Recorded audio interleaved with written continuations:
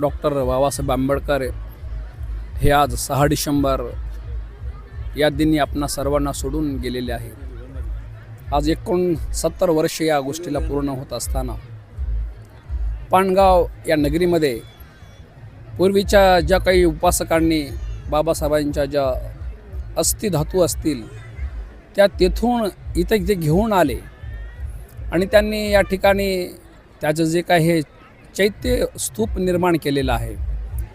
सुरुवातीच्या काळामध्ये एवढा प्रचार आणि प्रसार झाला नाही, परंतु नंतरच्या काळामध्ये जशी जशी लोकांमध्ये प्रेरणा निर्माण होत गेली, आज मराठवाड्यामध्ये एवढा मोठा समाज दुसरीकडे कुठं एकत्र होतो आहे असं मला वाटत नाही।